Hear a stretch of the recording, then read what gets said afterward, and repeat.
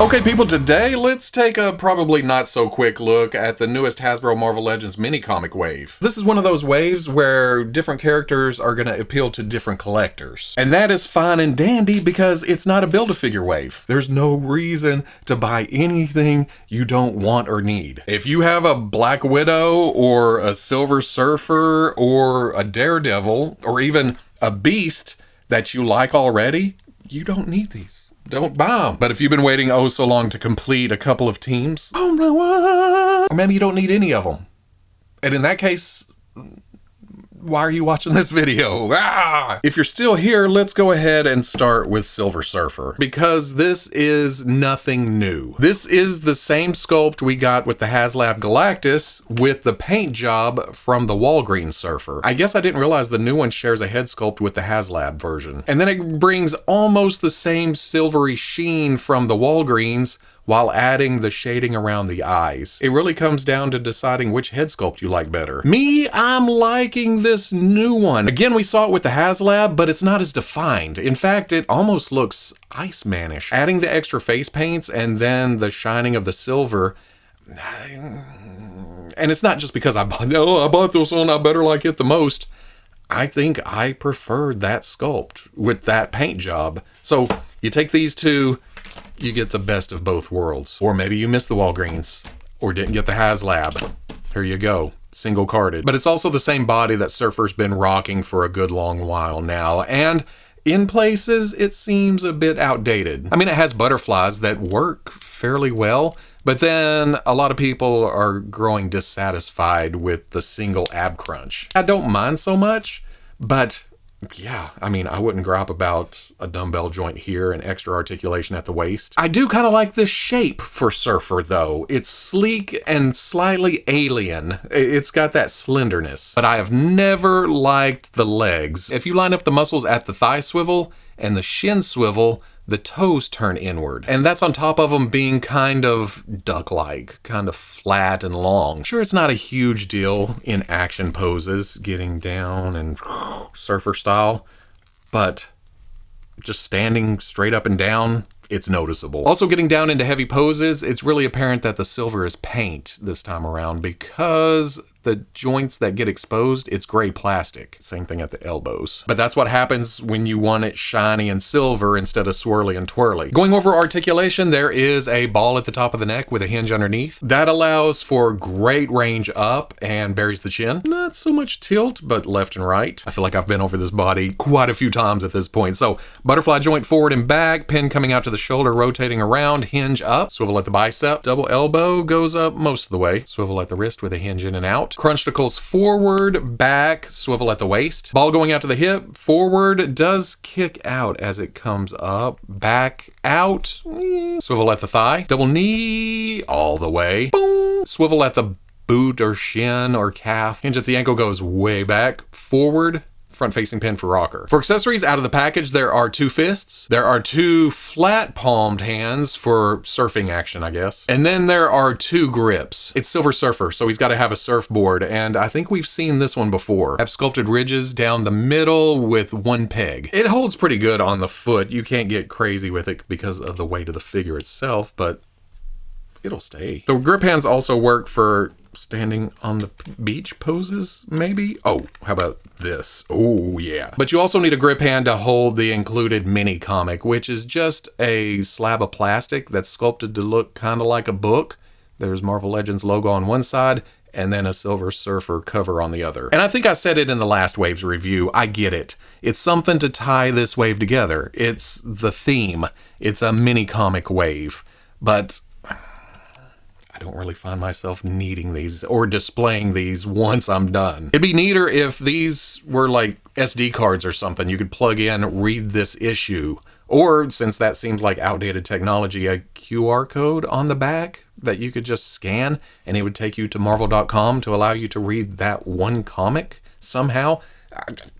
I don't know. But as is, I really like this pose because as is, the board just sits on the ground whenever you have them posed on it. I kind of like what they did with the Fantastic Four movie Silver Surfer, where it's got this base, makes it more dynamic. Sure, it's got that cinematic detail, but Not bad. Makes them way more dynamic. And I think I tried this. No, this does not fit on it. Maybe if I sprayed this with a chrome paint, it'd probably scuff all to hell.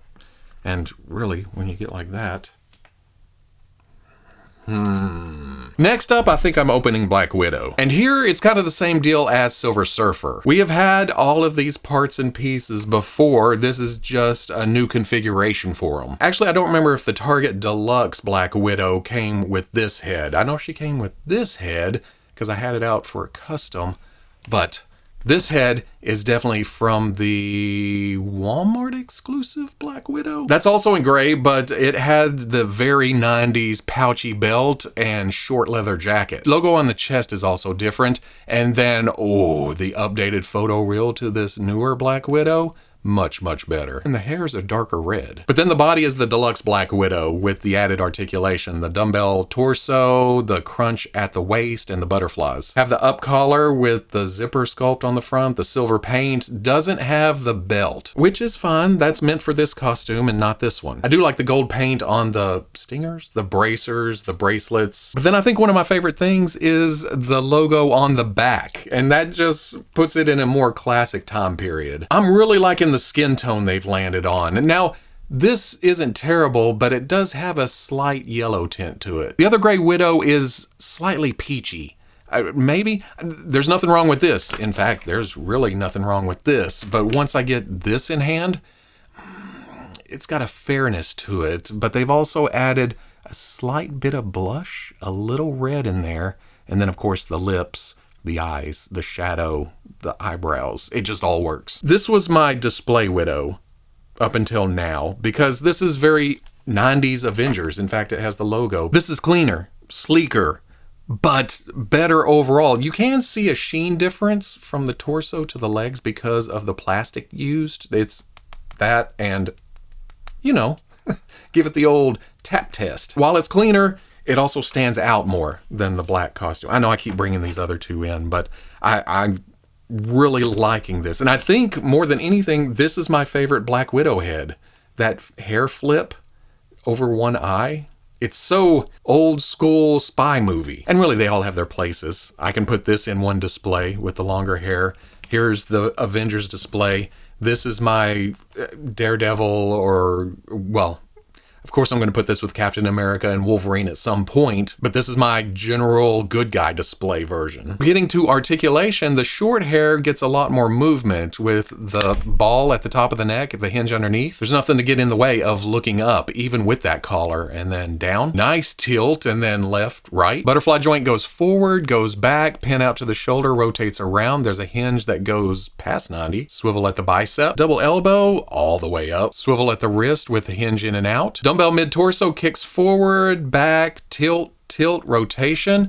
But then there's a crunch down here that gets you even further forward, further back. Ball coming out to the hip kicks, oh, way forward to make up for no back whatsoever. And then out, not all the way. Swivel at the thigh. Double knee, not quite. But you can turn the thigh a bit to turn the other cheek. Hinge at the ankle, goes back, goes way forward, front-facing pin for rocker. For accessories in the package, there is a right fist and a left gripping hand, and you can swap those out for the tried and true female hands that Hasbro's been running for years now. And that's easy enough to pull out. That also allows you to pull this off, and in that case, you can swap on either a shooting bracelet or one that has just been shot and is just kind of hot and smoking. And there's a pair of each of those for both sides. I like how this transitions from red to black, kind of that Black Widow theme. I wish there was a fist on this side to kind of get that shooting pose. Although it does kind of work with the open hands. That's not terrible, but another fist would have been awesome. Or I could steal the fists from this one, I guess. Will it match up? Pretty close. Maybe a touch darker,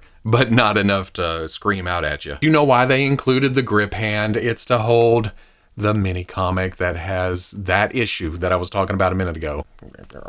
Let's see what this looks like with the Deluxe Widow head, the kind of more classic long hair look. I talked about it earlier. The skin tones aren't the same, but that's not terrible, especially if you get some distance on it. And I'm guessing this is going to be the same because, I mean, these came together. So same skin tones, but not quite the new one skin tone. Can't help it. This one's the best. Feels right to follow Natasha with Daredevil. It is crazy to be on the third figure in a 6-figure wave and say everything from here on out is brand new sculpt. Oops, I just looked down. That's a lie. But for the most part, it's going to be new sculpt. To be honest, I've never read a comic with Matt in this look. I picked this up simply because of the Netflix series. I love the black jumpsuit look with the black rag tied around his face. This goes even further with some bright white and black shoes. They gotta have another plan for this, right? It's odd for them to just pop out with baggy pants that are tied around the ankles, baggy sleeves that are tied around the wrists, and then the torso with some room in it. There's some pockets sculpted here on the front, the tie hanging down, the downed hood. And that is a separate piece, so that doesn't have to transfer over to the future possibilities for this body that I'm blanking on. I have no clue what else this could be used for. For a split second, I thought, well, it uses some tracksuit mafia, but nope, it doesn't. It's skinny. It uses some of those old suit parts.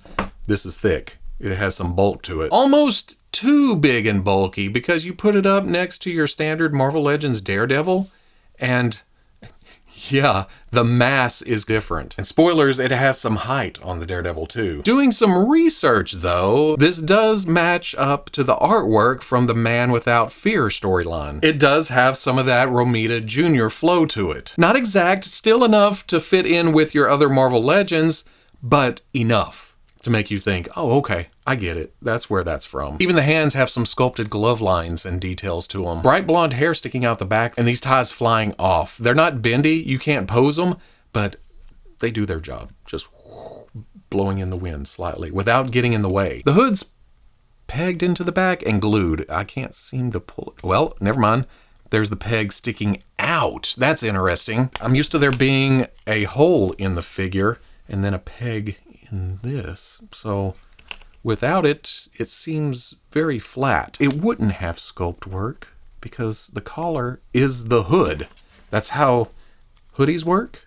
I think everybody knows that. For articulation, like I just showed, there is a dumbbell at the top of the neck with a ball down at the bottom. That allows some up and some down, some great tilt, and then left and right. Butterflies have quite a bit of movement too, and then a pin going out to the shoulder rotates around with a hinge up to there. Swivel at the bicep, double elbow all the way. Swivel at the wrist with a hinge in and out. Dumbbell mid-torso does not crunch too much. I don't know if it's the sculpted detail here causing a ridge for that to run into, but it is a dead stop. Just not bad back. It gaps all to hell though. Tilt, rotation. But then there's also a cut at the waist for a rotation. Ball out to the hips, kick forward, back, out. Oh, best of the wave so far. Swivel at the thigh. Double knee. Oh, interesting. There is a swivel above the ankle where the sock detail comes up. And I think that's supposed to be the cuff of the pants, but that moves with the foot. Below that is a hinge that goes back that far, forward that far,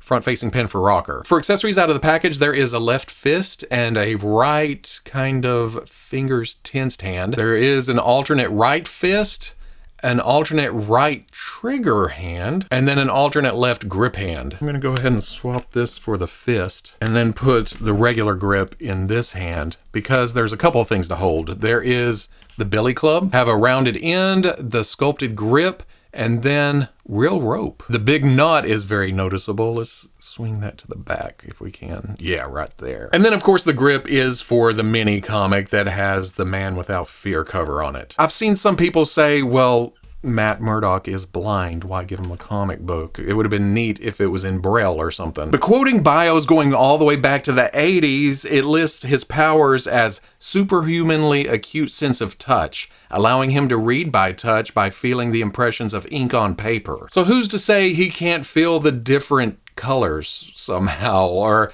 the way these are printed? I'm not sure. It's a comic book character that runs around with radar sense. So I'm gonna give it to him. Wish it was a bit more crunchy. I wonder, oh yeah, it looks like you can open this up and maybe cut forward. Maybe that's some future Playday action, but I like it. Main course is coming up. How about some Astonishing X-Men Beast? Oh, look at this good looking hunk of plastic. Okay, the blue does kind of blend in with my background, but we'll work around it. Hasbro did give us a version of this Beast back in the day, but I customized mine. I repainted the blues with some dry brushing to bring the fur sculpt out, and then a fan plastic 4 custom Beast head on top. This is the original Hasbro head, and definite difference. Oh, how far you've come. There's also quite a size difference between the two, and I'm just going to say it. I don't think either of these are wrong. Cassaday kind of jumped around with sizes of the characters, especially Beast. If he was around Wolverine, he seemed smaller, and then here he would have been standing as tall as Colossus, I think. So I'm definitely keeping this because really I have a customized Astonishing team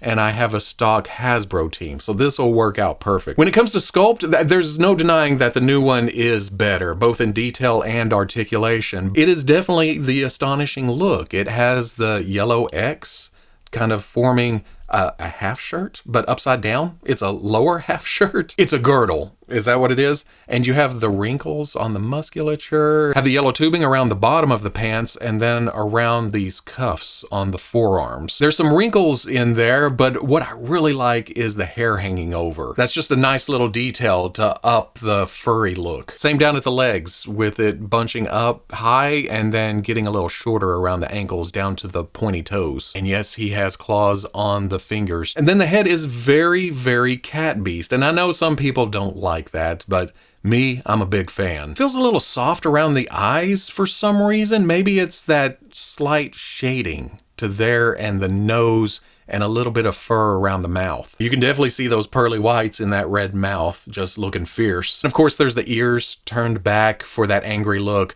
the hair coming up and over. Just looked at the back as the muscles and the wrinkles and the X coming around, and then the yellows and the blues. One thing that caught me off guard out of the package is how sunk the head is into the body, and it seems to be sculpted that way, but if you take the articulation and kick it back, it gives them more of a, well, okay, let's back up. This fierce look where he's probably hunched over and in attack mode, yeah, that works really well being sunk down that far. But shifting it up does kind of give them more of a tooling around the mansion look, even with the fierce face. We'll get to that in accessories. Going over articulation, there's a ball joint with a hinge going down into the body, or the neck, I guess, small neck. That allows for some up while maintaining a sleek look along the back. That's cool. And then not a lot of down. The fur gets in the way. Some tilt or maybe rotation, and then left and right. And even left and right is more of a spin. You got to turn the head as you go. There's a dumbbell joint. The whoa goes way back. Not so much forward, I guess, to maintain the sculpt of the chest. Pin going out to the arm rotates all the way around. A hinge goes to there. Swivel at the bicep. Double elbow,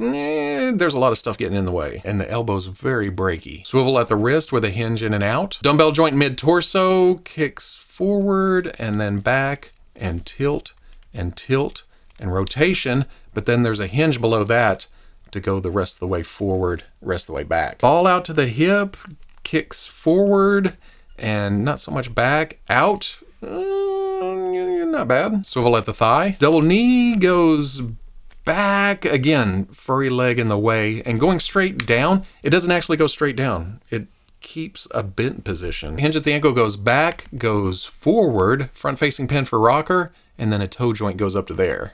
Up to there. It's so blue! For accessories out of the package, there is a right clawing hand and a left, I think this is the book reading hand. But then there is right fist and left clawing hand. This is what I was looking for, though. I get the angry head, I really do, when he's fighting Wolverine or he turns off his brain to take out Danger.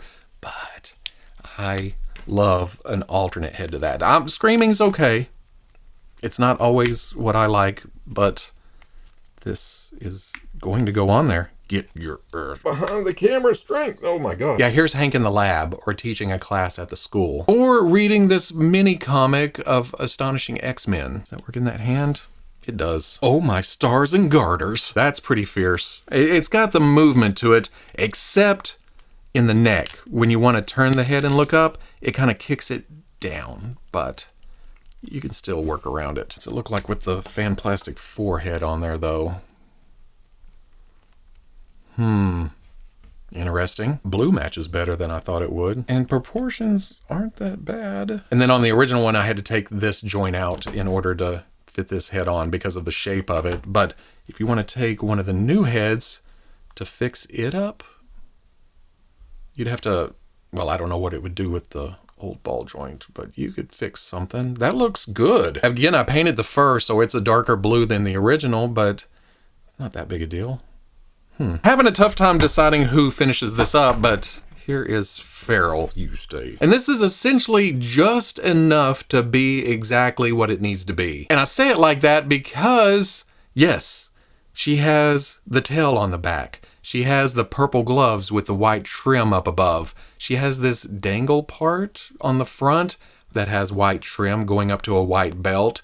There's the purple cover with the flared shoulders. There's the clawed feet. Would have loved to seen a little extra paint just to make those stand out. There is a slight amount of fur sculpted on the limbs. You can see it right here above the knee on both sides. On the back of the lower leg, there's a little bit of hair sculpted. Same thing on the back of the forearm and the elbow and then up at the shoulder. And that's all highlighted with a little touch of paint, like a dark splotch, just to make them stand out. Of course, there's the head.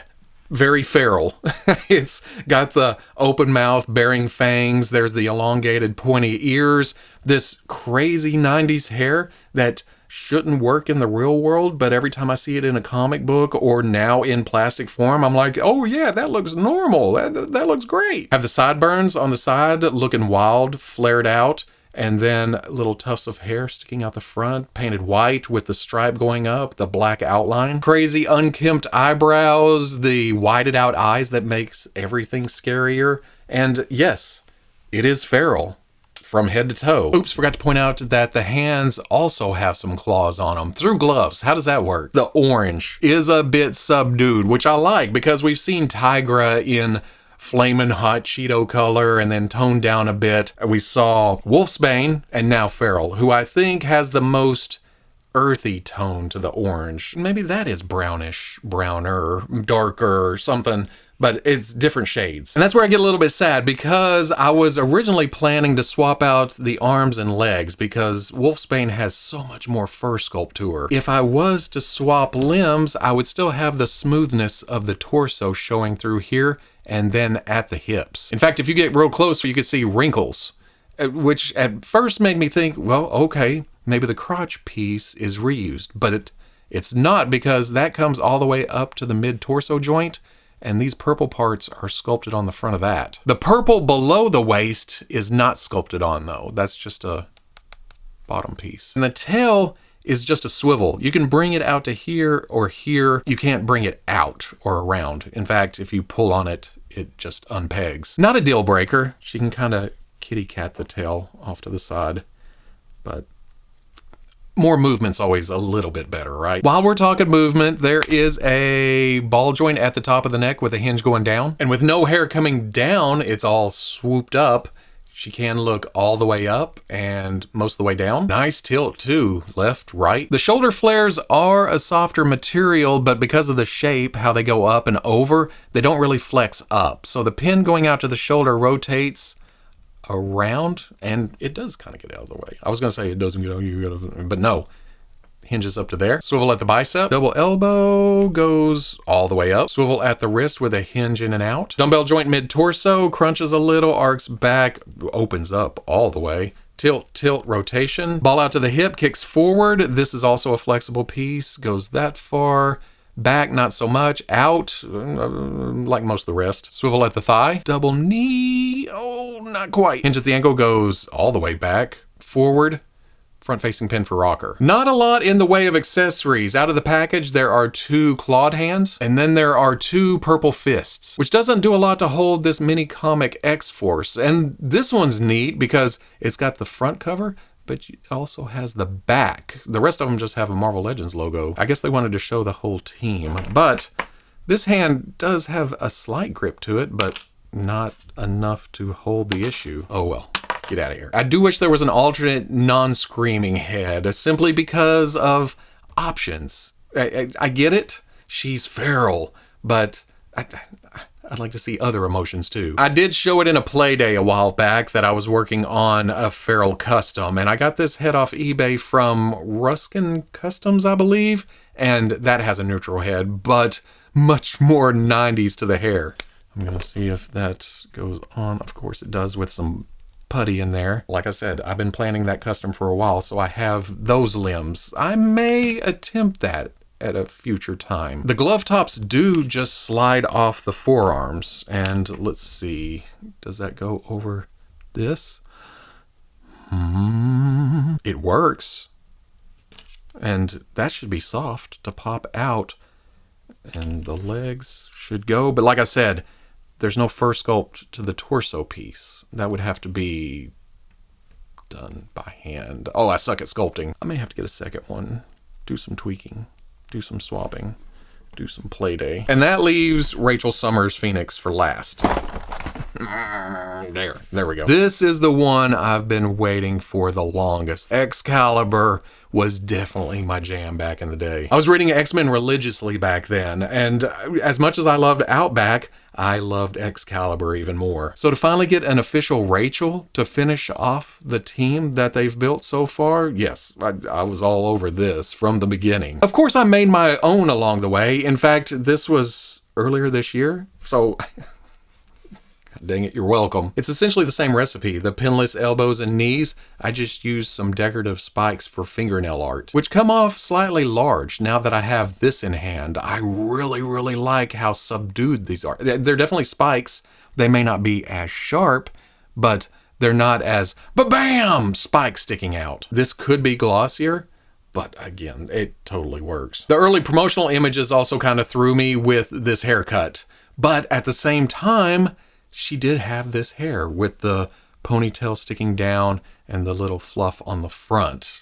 But in my mind's eye, she had the mullet. Like Beast, I'm also running 2 Excalibur displays. That's how much I love this team. And one is customized, the other is stock. Both of these have a place in my life. I was going to say something about the hair not being as red as I picture it, and I guess with as short as they went, it's harder to put a wash in there. There's not, I mean, there may be a little bit of paint, but not a lot. It's just that short-haired look with the little braid on back. Photoreal looks great though. Those green eyes piercing out, and the skin tone again. I'm really liking the plastic they're using, but here it does seem a little shinier than Black Widow. She didn't have as much glare, and she was a bit more fair. I may have to dull that down. Same time, I may hit the body with a little gloss to shine it up and to make it more consistent. Again, the different plastics, you can see the different sheens. It's still the Shriek body, the same muscles, the same sculpt, I think, for the most part.